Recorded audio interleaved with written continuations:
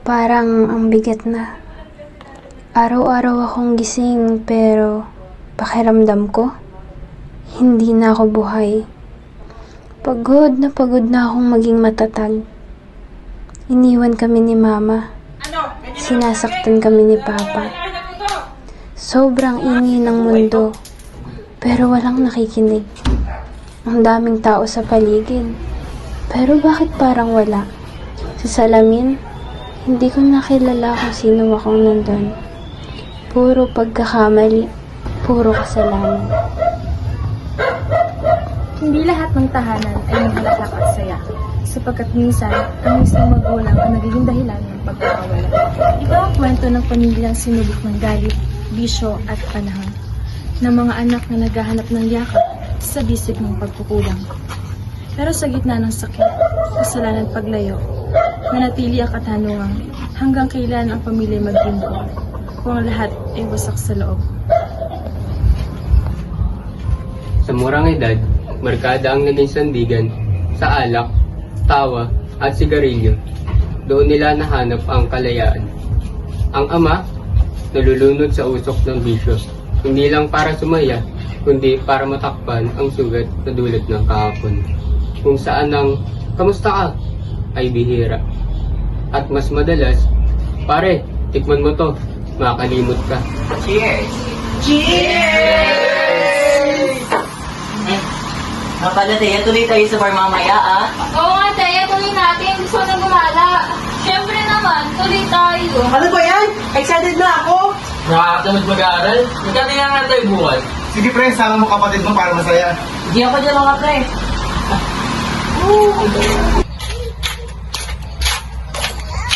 Hoy! Hoy! Ganda naman kapatid! Hinakay dito! Ano, Tay? Lasing ka na naman? Wala kang galang sa respeto! Kaya ba makatikim na naman sa akin? Walang respeto? Bakit kami ba nirespeto nyo bilang anak? Hindi naman, di ba? Wala kang kwenta!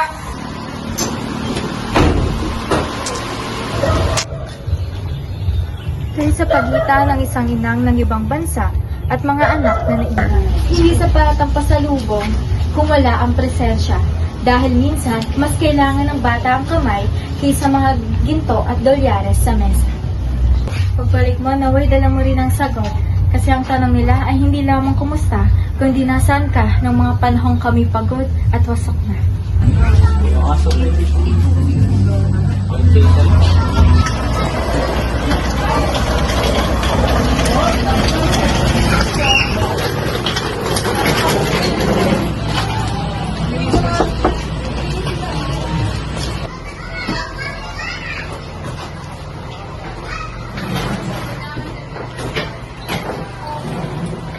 Mga anak? Teya? Mildred? Nasaan kayo?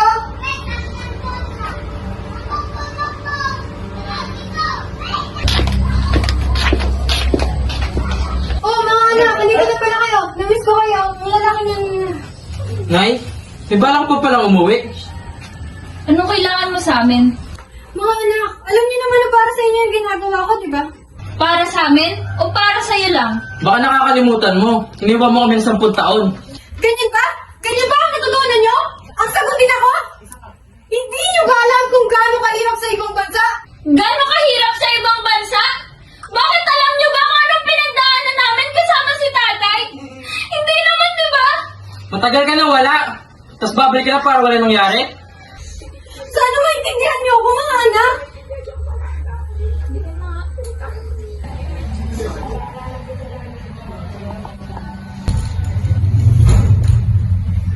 Anak, ate, nandito yung mga kaibigan mo. Ay, sige Nay. Oh, nandito kayo. Mahabang kwento, pwede ba hindi ko kami? Sige, pasok kayo. Ano ba nila? Teka, kakagala lang natin ha. May chismis ba? Oo, may chismis ba? Ang dami yung tanong. Hindi na lang tayo. Bakit na naman kasi sa bahay? Merenda muna kayo. Salamat, Nay.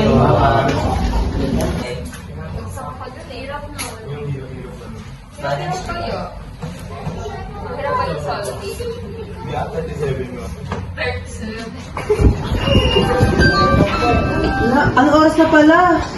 Guys, gising ka na. Late na tayo. Guys. Base na, wait.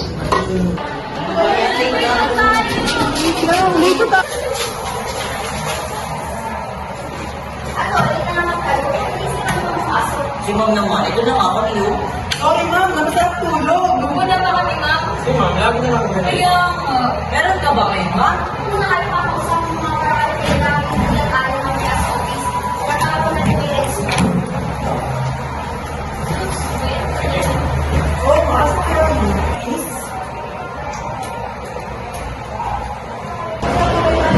Good afternoon po. Pinapatawag po kayo ngayon dahil sa performance na Taylor within the talent. Afternoon din po. Ano po ba mga nagawa namin? Mapansin niyo ba sila madalas po silang late at sabi po mababa ang grade nila?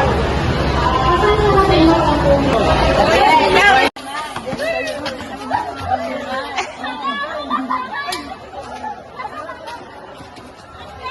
Isang gabi ng sayawan, alak at ingay.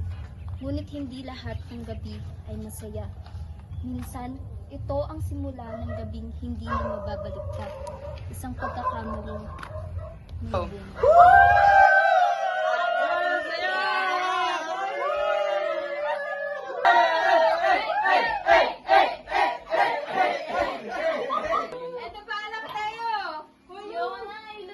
Mamaya na tayo umuwi. Tara kaya, una makatayatin.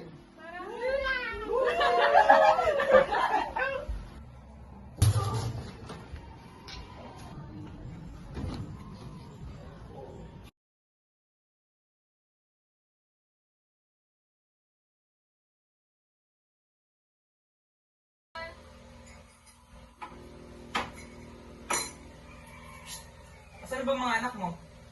Puro kasi no, kaya pati mga anak mo nadadamay eh. Kasalanan mo yan eh. Uy, gala ulit tayo ah. Ito na gumana. Nahihilo ako. Kaya ilang days ka rin nandun, ha? Oo nga, ano ba nangyayari sa'yo? May sakit ka ba? OMG, baka buntis ka. Mag-pregnancy test ka kaya. Buntis ka? Ang tanong ng inang akala'y alam ang lahat. Pero hindi niya alam ang sugat na iniwan ng kanyang pag-alis at pakiusap na dapat.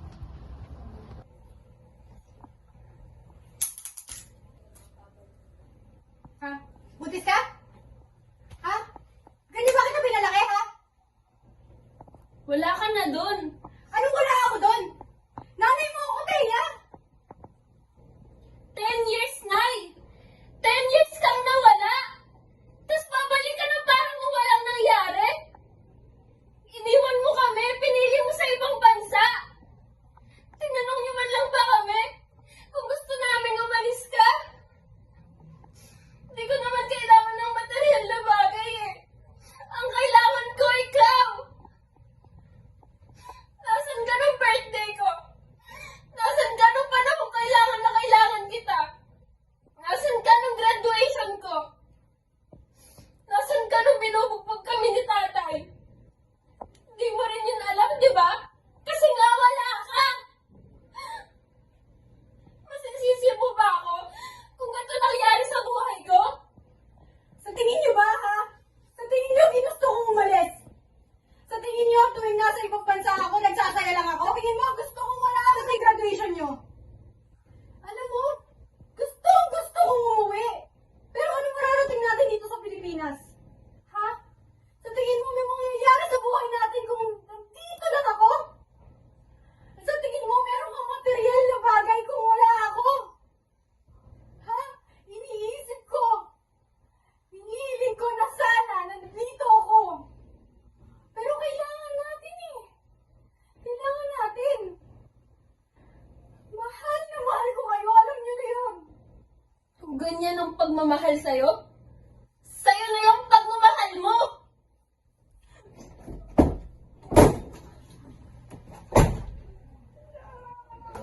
Sino ba talaga ang ama? Teka, bakit mo si John Mike dito? Ano? Kasi nga, siya ang ama. Ha? Paano nangyari yun? Hindi kasi nag-iingat eh. Oh, nakauwi na pala kayong dalawang magkapatid na pasaway. Nay, may sasabihin din sana kami sa inyo. Totoo lang ako rin sasabihin. Gusto ko lang sana humingi ng tawad kung nasaktan ko kayo noon. Gusto kong malaman niyo na sinubukan ko magbago. Tawarin niyo ako mga anak. Ako din.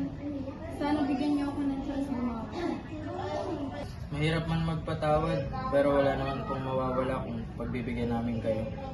Sorry din po, Nay. Na-realize ko na may mga mali din kaming nagawa. Sana mapatawad niyo rin kami. Alam niyo naman na kahit ilang beses kayo natatawa, andito lang kami para tanggapin kayo. Kagabayin namin kayo mga anak. E di okay na po tayo. Sorry po talaga, Nay, Tay. Lupag! Hindi lang dugo ang batayan ng pamilya, kundi kung paano na rin tayo natututong bumangon at natututong magsimulang muli. Sa bawat luha at galit, may pag-asa. At sa isang yakap, nabubuo muli ang pamilyang minsang winasak ng tayo na dapat nating yakapin. Ito ay ang katotohanan ang bawat tao, magulang man o anak, ay may karapatang mabuhay ng may dangal, kalayaan at kaalaman. Hindi lang ito kwento ng isang tao, hindi ng marami na hanggang ngayon ay naghihintay na marinig, maunawaan at mahalin.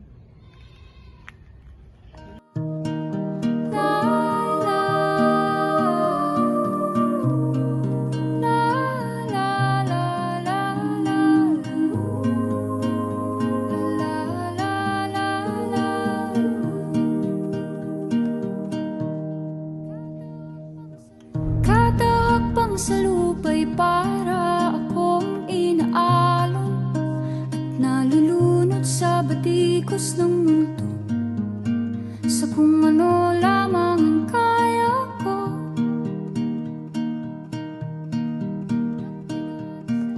Bigang-biga na sa mga problemang di mas kada langhap sa hangin, pansin ko